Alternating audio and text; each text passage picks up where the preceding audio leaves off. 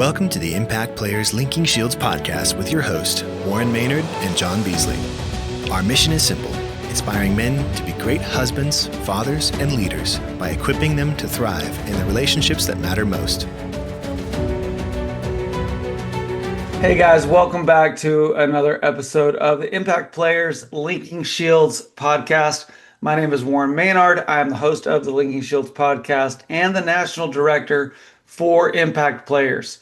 If you're new to Impact Players, we are all about inspiring men to be great husbands, fathers, and leaders by equipping them to thrive in the relationships that matter most. And we're entering into an exciting season as we kick off the 2025-2026 Impact Players season. We started in Seattle with one location, expanded to Everett in 2023, and now heading into this fall, we're excited to see new chapters and cohorts of Impact Players spreading across the country from Seattle to Everett to Olympia, Washington, Spokane, Washington, Phoenix, Arizona, Dallas, Fort Worth, Mansfield, Texas, Charleston, Somerville, Mount Pleasant, Myrtle Beach, Georgetown, Charlotte, and more destinations to be named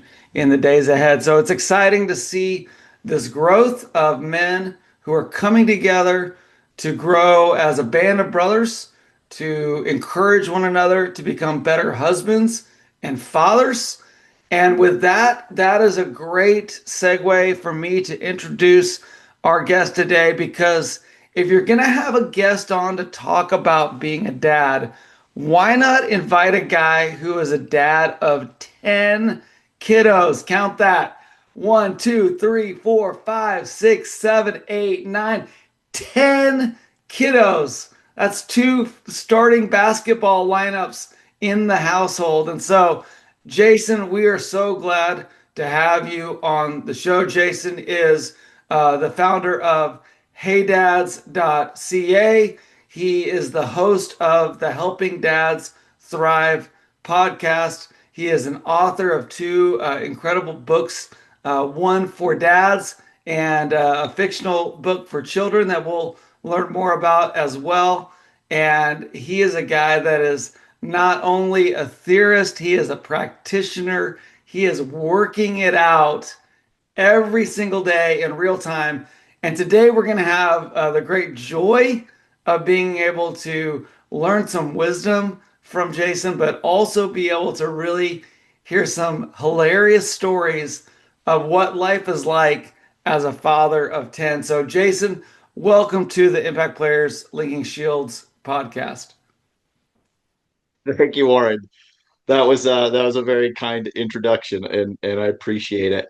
I appreciate all the things that you're doing. You hit on all those key words in your intro there as husbands and fathers and leaders and thrive. You used the word thrive too. And I think we are kindred spirits, Warren, in that regard. And man, I just want to see dads being awesome. I want to see husbands being awesome. I want to see families being strong and being the foundation in this world that seems to be getting darker. But man, our families can be those pinpoints of light.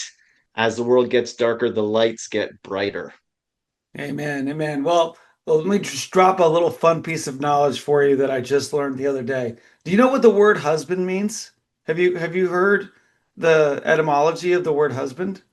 Well, I guess I would think like animal husbandry. Is that where this is going? You're going down the right path. So the word husband is actually broken up into 2. It's a compound word. The hus is for house, and the bonde is for dweller or cultivator or manager. And you really did nail it, because Jesus says in John chapter 15, verse 1, if you read the old King James Version, it says, I am the true vine, and my Father is the husbandman. And that was another word for vine dresser or gardener. So it's a cool picture, I think, leading into our conversation today, because a husband or a father is someone who's cultivating a garden, who's trying to help it grow. And there are times that, that family or that garden or that home might need management. It might need pruning. It might need watering. It might need sunshine. It might be relocating certain plants into different places that will allow it to grow. But it's a cool picture that I had never actually really thought of until just a few days ago. So let's begin like we normally do. And what we always like to ask our guests is just to say, tell me your story. We believe there's tremendous power in men sharing their stories with one another. And it's hard to really learn from a man unless you know something about his story. And so, why don't you just take a few minutes to share a little bit of who you are, your background, and how you found yourself in Western Canada with 10 kids out on a ranch somewhere? It sort of happened one kid at a time, except when we had twins, then it was two at a time. So that's how we got to 10. But yeah, Warren, a little bit about my story. I grew up in a Christian home. Honestly, I have an awesome dad, an awesome mom that loved Jesus. They raised us. They were not perfect. I remember Tupperware bowls getting thrown out into the back of the van when one of my brothers did something. And, we weren't a perfect family, but they loved us. And I remember my dad he would tell us, I love you. My mom would tell us, I love you.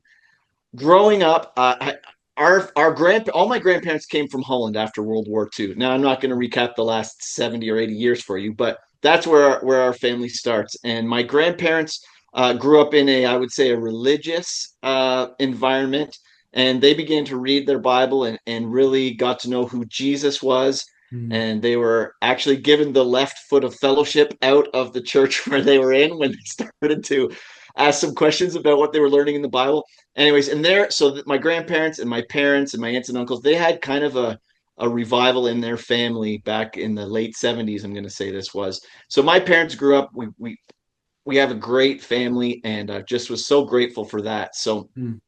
um, I am from close to Toronto. I know this is a big American audience on your show here, but I now live in Western Canada. And actually, we're 2 hours from the center of North America, which is in North Dakota, just south of me here. But we live in Saskatchewan, Canada. I did some youth ministry stuff with a ministry called Acquire the Fire when I finished high school, and youth director at a church for a little while. Did some ministry things and some business things in our family business. I'm sure in this world you're encountering lots of guys involved in the family business, and lots of us said, hey, I'll never work in the family business. Well, never say never. So I spent 10 years. We had a manufacturing company in the egg industry. And so work with my uncles and cousins and dad and all kinds of family there. But got married. And my wife and I talked about having 4 kids, as we were dating. And we're like, we'll have 4 kids. I'm one of 4. She's one of 3. But really, to go back to your garden analogy, we had a time where we were reading Jeremiah 29. And many of your listeners and viewers will be familiar probably with this part of Jeremiah 29, which is, I have a plan to prosper you and not to harm you and to give you a future and all of that. That's a very popular verse in Jeremiah 29. A less popular verse in Jeremiah 29 is when Israel, they're heading into captivity. And God says to them, be fruitful, build homes, plant gardens, have children, give your sons and daughters in marriage. And that verse, Warren, just came alive to us like, wow, Israel was headed into like the worst possible scenario you could think of for families and a Mm. country and a nation. And God was telling them, be fruitful, plant gardens, build homes, have children, give your children in marriage. And it just seemed like God was speaking to us like, just let me handle your family planning, if we want to use that terminology. And so yeah, our oldest is going to be 20 coming up in a couple months here, and our youngest is 1. So we've got 7 girls and 3 boys. We've got a set of identical twin girls in there. And we were just talking about this yesterday. Like, we were talking about our friends in high school. We don't really know any other friends that we kind of went to youth group with or grew up with that have 10 kids. And we are kind of the weirdos in our circles. People ask if we're like Amish or Mennonite. No, we're just kind of normal people. I think we love Jesus, and God has blessed us with 10 kids. So we're grateful for that. About 2 years ago, we moved out to Saskatchewan. So we were able to get a little hobby farm here. We've got 8 acres here with a couple calves and some chickens. We just harvested our pigs. So we've never done that before. We learned how to harvest pigs. That was very exciting for some of the kids and maybe a little bit traumatic for some of the other kids. They just said, you know what, I'm going to maybe not participate so much in this. So yeah, that's our family. But I really have a heart, Warren, to encourage dads Yeah. and husbands and fathers to be intentional in our most, I call it our most important organization. And that is not our ministry. That is not our business. Our most important organization, I truly believe, is in our own homes, under our roof, with our family, our wives, our children. And that's kind of the heart behind Hey Dads and our podcast, Helping Men Thrive. We had I've got lots of friends, grew up in church, had friends in church. These are guys that love Jesus and were doing great in their businesses, but their marriages and their families started to fall apart. Yeah. They're getting separated, getting divorced. And these are not like guys going out and partying at the bar Friday and Saturday night. Yeah. These are close friends of mine, and they love Jesus. And it just slowly things began to unravel, and I've had conversations with some of them, and they're like, one of them said to me, I never would have guessed I would be the guy in this situation. He was sitting at our kitchen table alone he'd been separated for 6 months. His teenage kids are mad at him. He said, I would have never guessed I would be this guy here. And he said, if you're talking to other men, like, use me as an example, like, encourage them, really love your wives, love your kids. Don't end up like me from all those little choices. And it breaks my heart, Warren, to hear these stories. And there's hope and there's healing if you're in that time. And so there's hope in this too. So I want to encourage men, if you've made mistakes, boy, that's kind of our tagline on our podcast, is cultivating wisdom from mistakes. None of us are perfect. I've made mistakes. Warren, I don't know you that well, but I'm going to assume you've probably made some mistakes, and we can learn from each other's mistakes. So let's do that, and let's help each other, pull each other up the ladder, pull each other up the stairs, and use each other's group wisdom and group knowledge to cultivate wisdom from those mistakes. Oh man, so true and so powerful. And just to have that kind of a ministry to meet those guys in the living rooms who are going through that pain real time, that is definitely something that we see a lot of in our work with impact players as well. And I always tell people, it's, for me, I consider it an honor when someone invites me into their most painful moment of life. And we talk about all the time that every man needs a band of brothers, because there's going to be that moment where you feel like you've hit rock bottom, you've hit a roadblock. The life that you're living is not the life that you ever expected you would, find yourself in. And where are you going to go? What are you going to do? Who are you going to talk to? And that's why it's so important for men to have, that band of brothers, and to have the support systems that I know you're encouraging and working and fighting for men to have. Now, today's talk, today's podcast, we're kind of titling Hilarious Dad Stories. And this is not just pulling out of thin air, but you actually wrote a book entitled Yes, Dear, I'm Watching Them. And it's really all about, some of your crazy dad stories. Do you want to just maybe share one of your favorites from the book?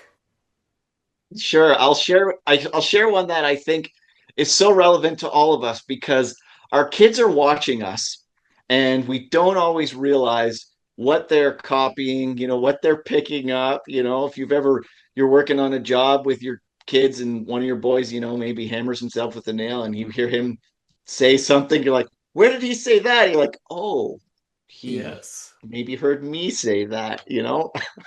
So our kids are copying us. So this was probably 4 or 5 years ago. We were going to visit some friends who lived out in the country, and they lived close to like a swampy area. And we're driving to their house and we see a snapping turtle on the side of the road. And not a huge snapping turtle, but like a dinner plate, a little bigger than a large dinner plate. And we passed it and I was like, no, we're going to go back and we are going to look closely at this snapping turtle. Mm. So I either turned around or backed the van up and I'm like, come on, guys, who wants to come out and see the snapping turtle? So we get out and it's sitting there. And all my life, probably like you and everyone, we've always been told, a snapping turtle's watch out, it'll bite your finger off. It'll take limbs off. Watch out for snapping turtles. Like, guys, kids, watch this. Watch what dad's going to do. I'll touch this snapping turtle. So I go around to the back of it, real stealth, and super quick, reach out and touch the back of its shell. And they're like, oh, that's really great, Dad.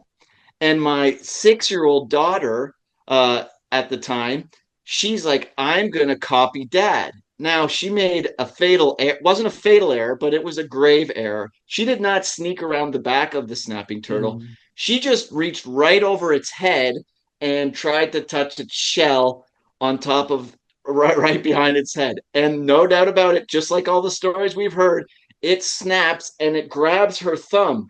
And she leaps back and the snapping turtle is hanging off of my 6-year-old daughter's thumb on the side of the road.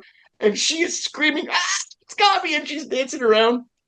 And one of the older sisters, who was about 13 at the time, rears back like ninja karate kick and kicks this snapping turtle hanging off of her sister's thumb and knocks the turtle off of her thumb. The turtle goes flying and she holds up her thumb. It's still there. I was like, it's gone. Like, Yeah. it is gone. Snapping turtles leave they leave blood and damage. But there was not even blood. It had a little scratch. So I don't know if all those stories about snapping turtles we've been told are true, but this maybe was a dull beaked snapping turtle. But anyways, you got to be careful what you're doing, Warren, because your kids are copying you and they may not exactly nail it, step for step with everything that you're showing them to do. So, Oh man, I love that. Dads. And that whole idea of kind of, our kids repeat what they hear from us. It's funny because immediately I thought about, one day we were at home and like in our home we really have tried to just limit, any kind of foul language, cursing, we just don't do that. We really tried to protect our kids from hearing that when they were growing up. And so my son one day was walking downstairs. He had kind of his bedroom and play area were upstairs. He was walking downstairs with this big old crate of Legos. And somehow he kind of lost his step and he lost his balance. And on the stairs, the whole Lego, thing box goes flying all over the stairs. Thousands of pieces. And this little 2-year-old guy, his face gets beet red, just like a tomato. And you could tell that he just had to say something and he didn't know what to say. And he just got all angry and he said, Cocoa Krispies Frosted Flakes. And that was his cursing as a 2-year-old, is he just had to say something, and what came out of him was Cocoa Krispies and Frosted Flakes. So thank goodness it was nothing worse. That's for sure. But our kids are definitely a source of a lot of humor. Man, I want to hear another one. What's another great story that you can share about parenting? All right. This is a great lesson to learn from my mistakes. So Joseph, Mary and Joseph in the Bible, I trying to model my life after biblical men. And I know he went through an experience where he hadn't booked a hotel in advance for his family. Some of you will know that story. And so there was no room in the inn for Joseph and Mary. Well, for us, we had just traveled to the west coast of Canada to Vancouver Island, and there's like the large redwood trees are growing there. I know they have them in California and stuff too. So we were going to visit the Cathedral Grove, it's called, and I hadn't booked a hotel. And this was like 2020, late 2021. Some of the COVID stuff was kind of starting to wrap up a bit. And so apparently everyone else had decided that night to go visit Vancouver Island as well. And I wasn't aware of that, but I said to my wife and kids, you guys go look at the big trees. I'm just going to stay in the van here for a second. I'm going to call a hotel. I'll just get our rooms booked and then I'll join you looking at the cool trees. 1 hour later, they all come back from looking at the trees and I'm still on the phone. And my wife is like, what are you doing? I'm like, well, I've called like dozens of hotels, motels, like everything within an hour. There's not a room anywhere near us. Like maybe we'll just head back into town. We'll stop at a place. Maybe we can find a room. Anyways, we went back into the city that was close by. No room in the hotels. Nothing there. I thought maybe okay. It's about 8:30 at night. There's a campground here. We'll go in. We'll grab a couple tents at the hardware store or whatever. We'll go camp tonight. Yeah. The hardware store closed at 8:30. It's like 8:35. Okay, no tents, no hotels, no tents. Like, what are we going to do now? I don't know. Maybe we're going to sleep in the van. We had 9 kids at the time, I believe. 8 or 9. I can't remember. This was a couple years ago. I think it was 9. Our baby was little. Anyways, it's Wednesday night, and I say maybe there's churches having like a midweek prayer meeting, midweek Bible study. Maybe someone's got an Airbnb or something. Let's just drive around and see if there's a church with cars in the parking lot. So we're driving through. We see a Salvation Army church, and there are cars in the parking lot. It's starting to get dark now. I said, I'm going to go knock on the door. I'll see if anyone's here, see what we can do. And I thought, I better take one of my cute little kids with me too, because this is going to look a little suspicious. I'm just coming in here. So I took one of the cute twins with me. We went up to the door and a man came and answered. I said, hey, my name's Jason. We're visiting from close to Toronto. I cannot find a place to stay.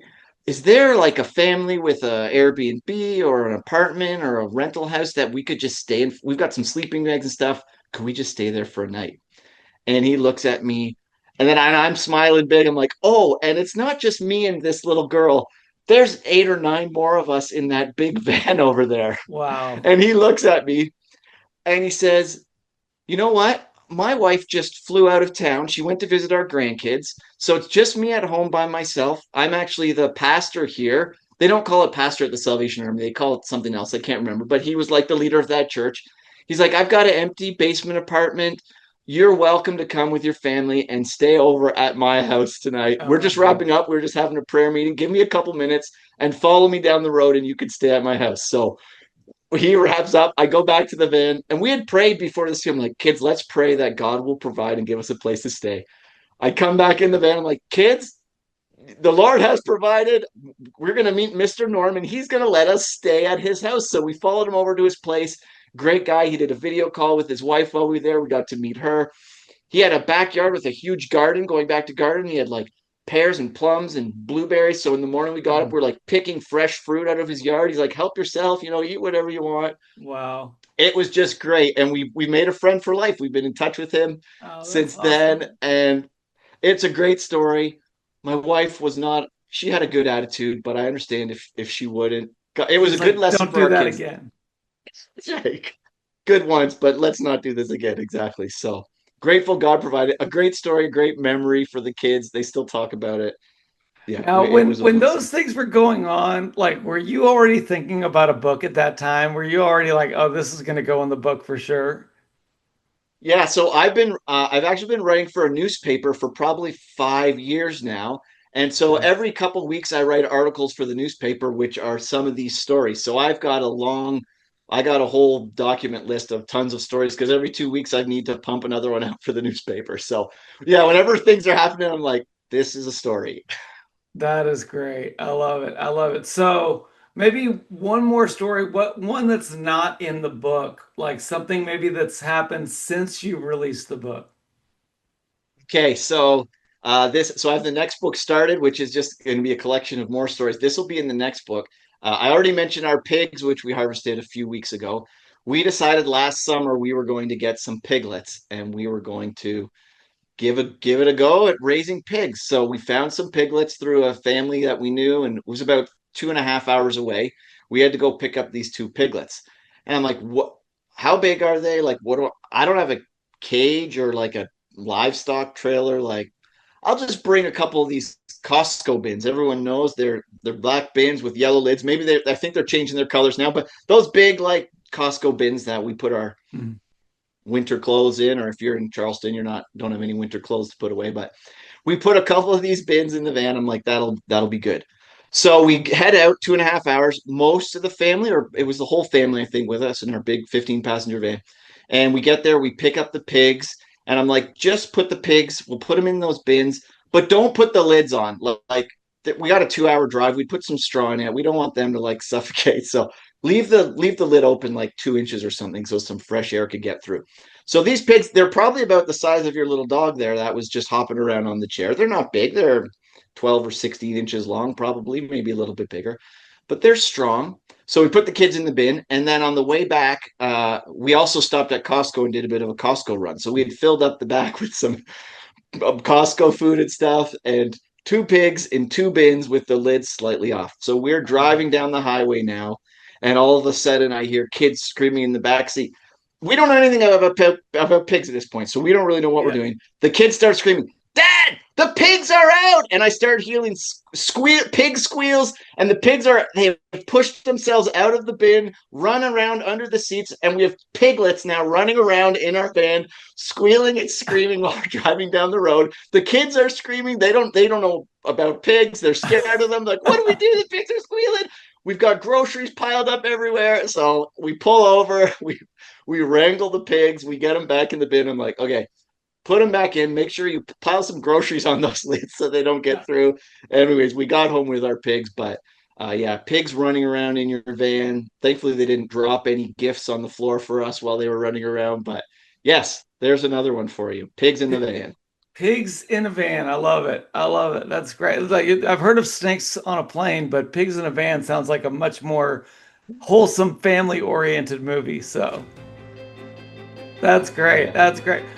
Welcome to Impact Players, where we inspire men to be great husbands, fathers, and leaders by equipping them to thrive in the relationships that matter most. Are you asking yourself, how do I become a better man? How can I grow as a husband and father? Can I succeed both at work and at home? We believe the answer is yes. Impact Players provides rock-solid answers and practical tools for men who want to improve in every area of life. Whether you're single, married, a new dad, or a grandfather, our men's groups, leadership training, and resources will help you thrive. Recent studies show men are struggling more than ever. That's why Impact Players is here. We offer cohorts where you can connect with real men like you, courses with actionable steps, and a nationwide community dedicated to winning at home and at work. Join our online community today and access a wealth of materials designed for your growth. Transform your life, impact your family, business, and community. Ready to get started? Visit impactplayers.org now. Be the man you are destined to be with Impact Players. So, hey, I was gonna, I didn't ask you about this in advance. I didn't put this onto our show notes, but it just occurred to me, man, most families, when you talk about like a time that can be very stressful and can cause arguments in a family, one of the worst times of the week is trying to get your kids out the door and to church. So I can't even imagine what that's like, trying to get 10 kids plus your wife to church into your 15 passenger van. Like, what is that like for you guys? You know, it's funny. I think I actually have this on the back of the book because a friend of mine said it'd be interesting just for you to like set up a camera at your house, like when you're having a meal or doing something. Like, it just is abnormal from what most of us experience. And on a Sunday morning, it's maybe also abnormal from what most typical families experience. But I tell people, we have to like delegate through the organization to get things done here. And we learned this from another friend of ours who has a big family. Like, you buddy up a big brother or sister with a little brother or sister. And people have buddies, and you help your buddy get ready for church, and you help your buddy get dressed in the morning. And if you're walking around at the mall, you're holding your buddy's hand, because mom and dad only have 2 hands. We cannot do everything. So we have our 3 oldest are daughters. What a blessing, Warren, that is. They're great helpers with all the little kids and stuff. And once, we live in a culture, I think, that doesn't often give kids the responsibility that they are capable of handling. Yeah. And a 4-year-old can help clear the table and can unload dishes from the dishwasher. And so Mm. out of necessity, our younger kids have Yeah. to contribute and help. And do they love it all the time? And do they say, yes, Papa, it would be my pleasure to unload the dishwasher? No, they do not. And they need to Yes. be trained and they need to be helped and they need to be reminded. And there's consequences for disobedience. Mm. And so that's part of being dads and moms is training those kids. I'm part of a group called Family Teams or Family Inc., which is like a coaching Mm. program for families and family Mm-hmm. business. Anyways, they had a podcast recently on the Family Teams podcast talking about like training our kids. If you're an athlete, you're training. The only time you perform is not when you're out on the soccer field or out on the baseball diamond or out on the football field. No, you're training those throws. You're training swinging a bat. You're training how to run the maximum speed on the track and counting your steps, but all that training happens outside of the game. And Mm. so they were talking on this podcast, like, we need to train our kids outside of the game. And my wife is really good at this. Like, we're going to sit at the table and we're going to practice like sitting in church, but we're just going to sit here quietly and one of us will talk and we're training because we're going to be sitting in church on Sunday and we're going to have Mm. to be quiet. So it doesn't always go perfect and kids fight and scream and throw their plates and bowls on the floor, but training outside of the game matters in a home, I believe, just like it matters in an Mm. athletic sport. So we don't do it perfect. My wife does a great job in just helping train the kids so that when we're out doing things, the kids know how to act and hopefully behave well.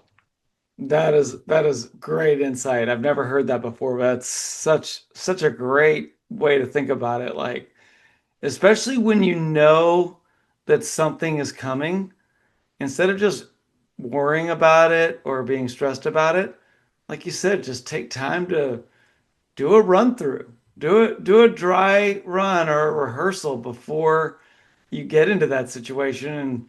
And now you've got expectations set and you've got a pattern established. And I think that's a brilliant piece of advice.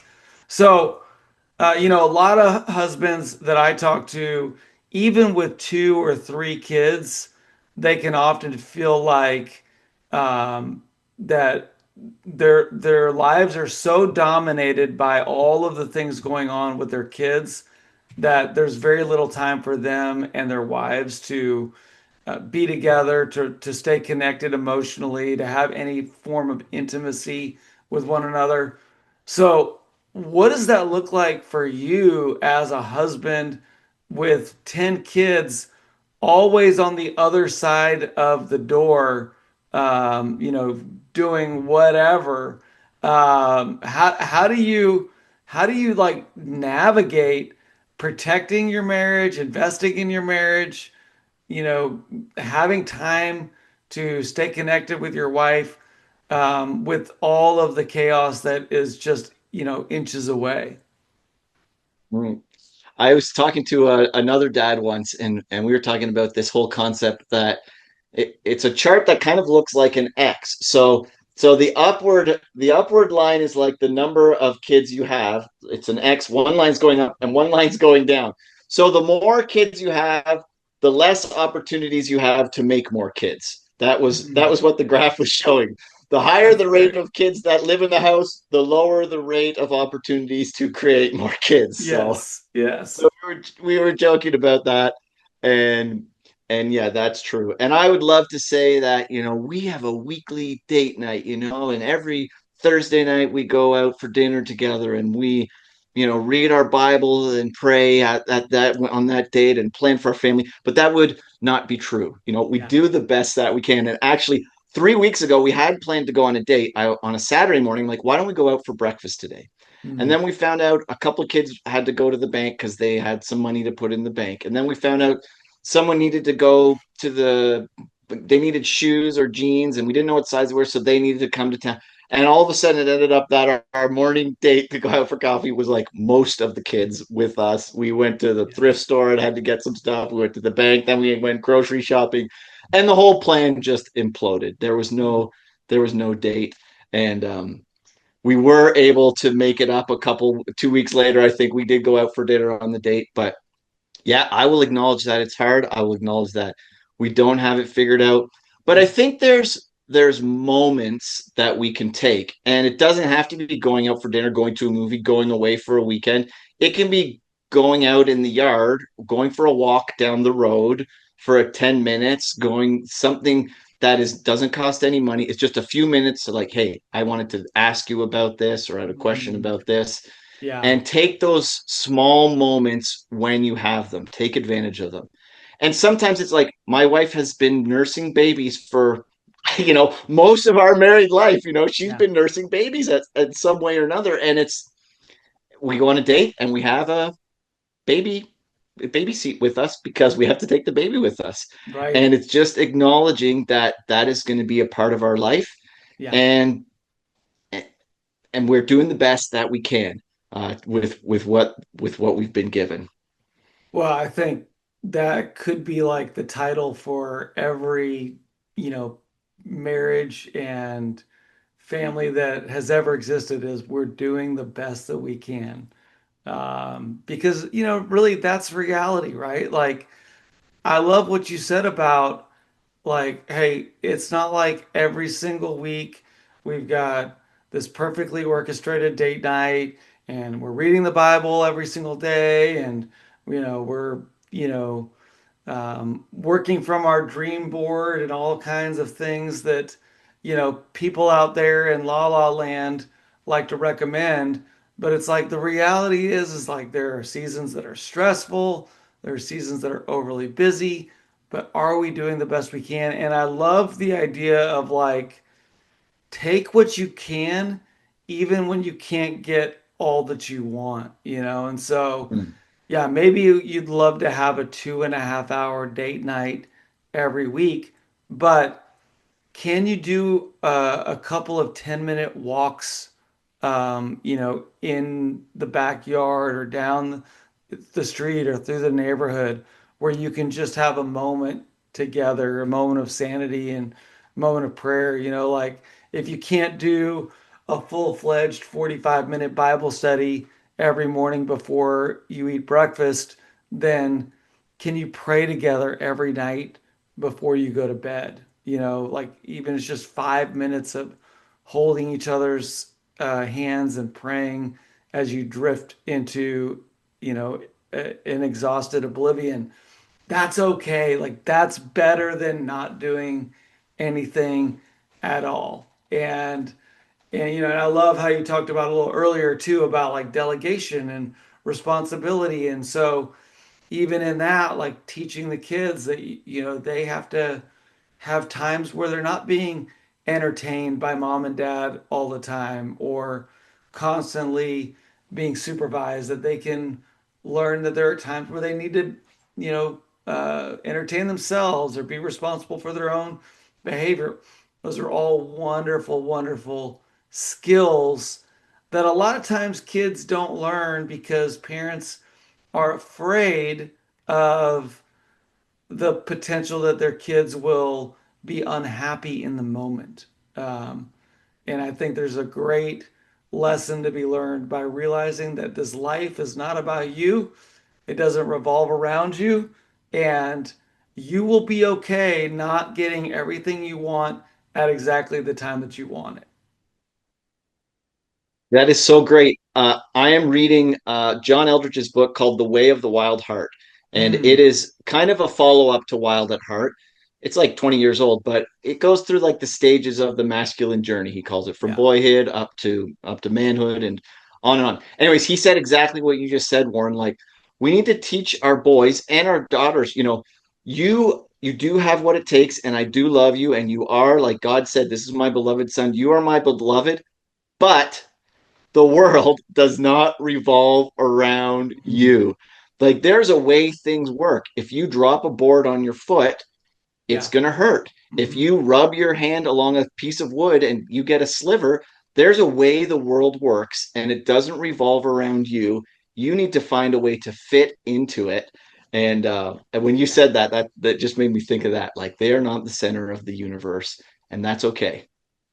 Amen. Amen. Well, Jason, I really appreciate you sharing. You said before you came onto the air that you had kids on the other side of the house that were playing bass guitar. You had kids making lunch in the kitchen. So I don't want to take too much of your time, but maybe let's just wrap up by sharing a little bit about what you're doing for men and how can men who are listening to this podcast follow you.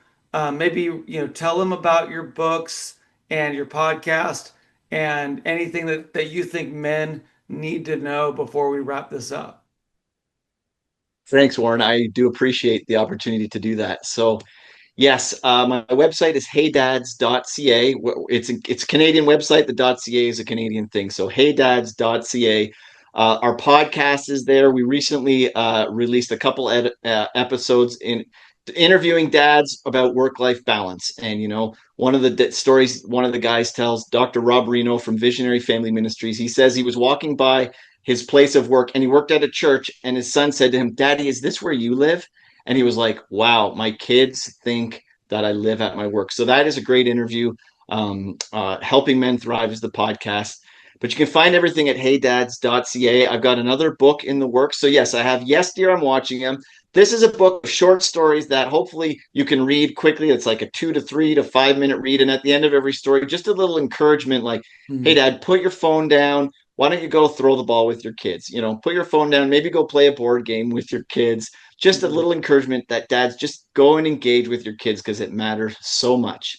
And my other book is a fiction book for kids. And one of the main themes in it is dads and older men doing things with younger men.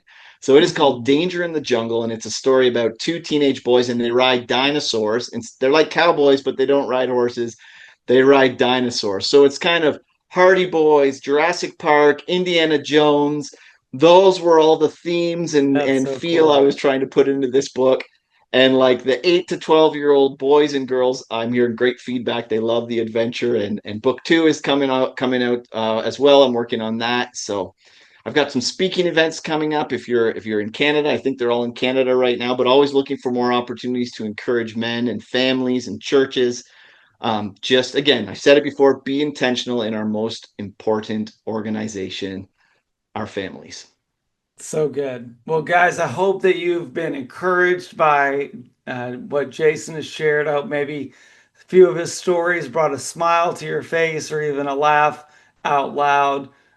Because, as they say, the struggle is real.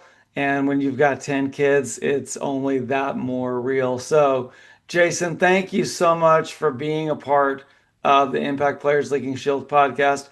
I hope we'll have an opportunity to have you back again in the future. And if we ever get an Impact Players going in Canada, you will definitely be at the top of our list to call. So thank you so much for being a part of this. And guys, if you are just following Impact Players, be sure to check us out at www.impactplayers.org and go to our YouTube page and subscribe to that. Please feel free to give us a review of our podcast as well. We appreciate any help we can get. But with that, we'll wrap things up. Thanks, guys, and God bless. Thank you for joining us for the Impact Players Linking Shields podcast. We hope you're inspired to become a better husband, father, and leader. Don't forget to subscribe to our YouTube channel, leave a 5-star review, and hit the notification bell so you never miss an episode. Stay connected and continue your journey with us. Visit impactplayers.org for more resources and updates. Thanks for being a part of the Impact Players community. Keep thriving in the relationships that matter most.